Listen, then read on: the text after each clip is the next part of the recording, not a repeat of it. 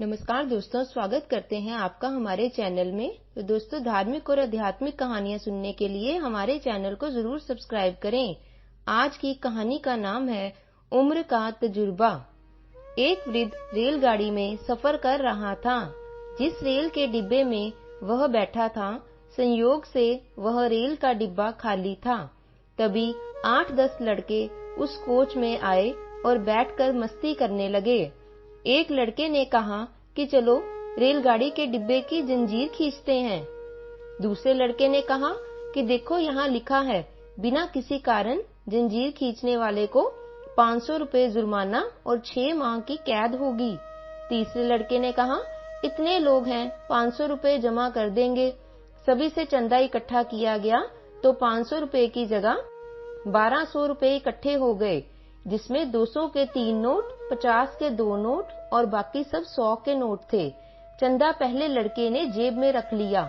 तीसरे ने कहा कि अब जंजीर खींचते हैं और अगर कोई पूछता है तो हम कह देंगे कि जंजीर इस बूढ़े व्यक्ति ने खींची है, तब हमें पैसे भी नहीं देने पड़ेंगे। तब बूढ़े ने हाथ जोड़कर उनसे कहा कि बच्चों, मैंने तुम्हारा क्या बिगाड़ा है, मुझे क्यों फंसा रहे हो? लेकिन किसी ने भी उस बूढ़े की बात नहीं सुनी और जंजीर खींच दी। जब ट्रेन अचानक से रुकी तो तलाशी करने के लिए टीटी सिपाही के साथ रेलगाड़ी के उसी डिब्बे में आया और पूछा कि डिब्बे की जंजीर किसने खींची है। इस पर सभी लड़कों ने एक स्वर में कहा कि जंजीर इस बूढ़े ने खींची है। टीटी गुस्से में आकर बूढ़े से बोला कि आपको इस उम्र में ऐसी हरकत करते हुए शर्म नहीं आती? बूढ़े ने हाथ जोड़कर कहा कि साहब, मैंने ही जंजीर खींची है, लेकिन मेरी बहुत मजबूरी थी। टीटी ने उससे पूछा कि आपको ऐसे भी क्या मजबूरी थी जो आपको जंजीर खींचनी पड़ गई? बूढ़े ने कहा कि साहब, मेरे पास केवल 1200 रुपए थे जो इन लड़कों ने छीन लिए और इस पहले लड़के ने अपने जेब में रखे हुए हैं, जिनमें 200 रुपए के 3 नोट, 50 के 2 नोट और बाकी सब 100 के नोट हैं। अब टीटी ने सिपाही से कहा कि इस लड़के की तलाशी लो।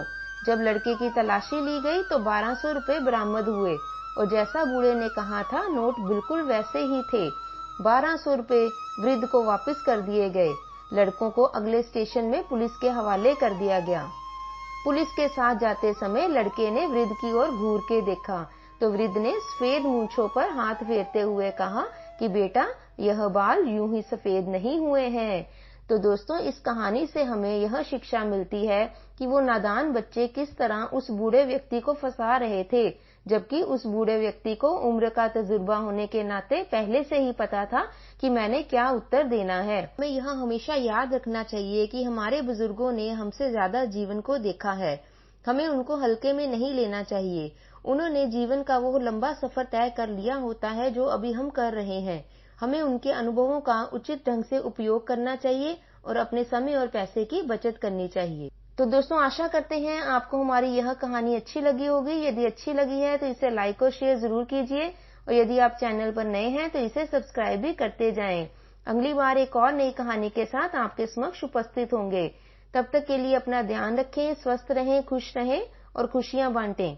कहानी को अंत तक देखने और सुनने के लिए आपका बहुत बहुत धन्यवाद।